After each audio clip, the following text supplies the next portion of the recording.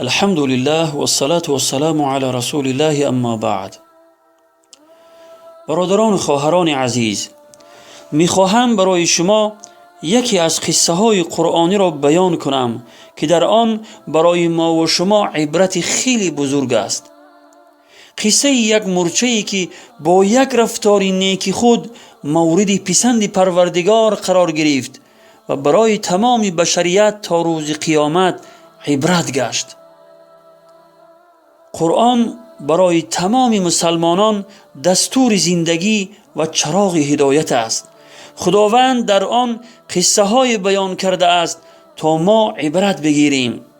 خداوند در آیه 111 سوره یوسف می فرماید: استعیذ بالله لقد كان في قصصهم عبرة لأولی الالباب. یقینا در قصه هایشان عبرت برای خردمندان است. از جمله قصه های قرآنی قصه خردترین حشرات یعنی مرچه است که خداوند قصه او را تا روز قیامت عبرت برای تمام بشریت گرداند.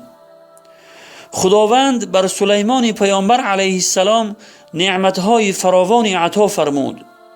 از جمله انس و جین و پرندگان و حیوانات و حتی باد را برایش مسخر کرد که به فرمان او حرکت می کردند و فهم زبان آنها را نیز برایش عطا فرمود که زبان آنها را نیز می فهمید. روز سلیمان پیامبر علیه السلام با لشکری بزرگ از انس و جین و پرندگان و حیوانات در صفهای منظم حرکت می کرد. در این اثنا سخن مرچه را شنید که می گفت. قرآن این را چنین بیان می کند: استعیذ بالله یا ایها النمل ادخلوا مساکنکم لا یحطمنکم سلیمان و جنوده و هم لا یشعرون. یعنی مرچه گفت: ای مرچگان، بلانه های خود برگشته درآیید تا سلیمان و لشکریانش شما را پایمال نکنند در حالی که نمیفهمند. پس سلیمان پیامبر علیه السلام از این سخن مرچه تبسم کرد و از خوشحالی دست به آسمان برداشته به شکرانه این نعمت بزرگ دعا فرمود. این را قرآن عظیم الشأن چنین بیان می کند: استعیذ بالله فتبسم ضاحكا من قولها وقال رب أوزعني أن أشكر نعمتك التي أنعمت علي وعلى والدي وأن أعمل صالحا ترضاه وأدخلني برحمتك في عبادك الصالحين. یعنی پس سلیمان از سخن آن مرچه تبسم کرد و گفت: پروردگارا، به من توفیق ده تا شکر نعمتهایی را که بر من و بر پدر و مادرم ارزانی داشته ای بجای آورم و توفیق عطا فرما تا کارهای شایسته ای که تو خوشنود شوی انجام دهم و مرا به رحمت خود در زمره بندگان صالحت درآور.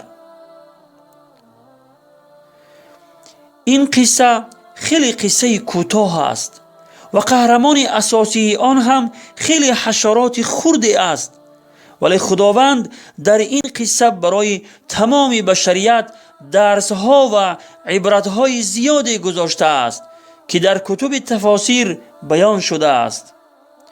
مهمترین درس و عبرتی که در این قصه بیان شده است این است که انسان باید در غم دیگران و در فکر فایده رساندن به دیگران باشد. شما ببینید که وقتی یک مرچه غم دیگران را خورد و نخواست تنها خودش از پایمال شدن لشکر سلیمان علیه السلام نجات یابد، بلکه غم دیگران را خورده آنها را از خطر آگاه کرد، این رفتار مرچه به خداوند پسند آمد و او را در قرآن عظیم الشأن ذکر کرد و برای تمام بشریت تا روز قیامت عبرت گرداند. حتی یک سوره ای را در قرآن عظیم الشأن با نام نمل یعنی مورچه اختصاص فرمود.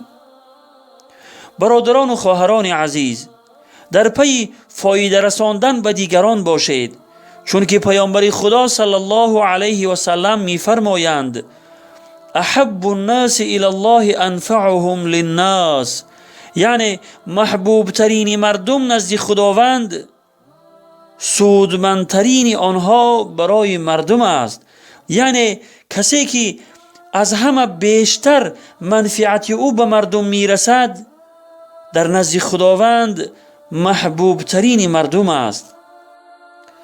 با روایت طبرانی و ابن ابی دنیا و علامه البانی در صحیح جامع خود آن را حسن دانسته است.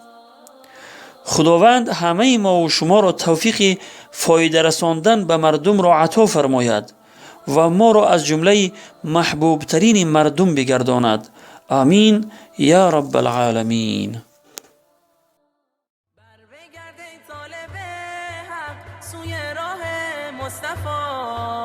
سوی قرآن و کتاب و سوی احکام خدا، برحذر باش ای جوان از فتنه های دشمنان، نیست بهتر از سلاح علم و دانش در جهان.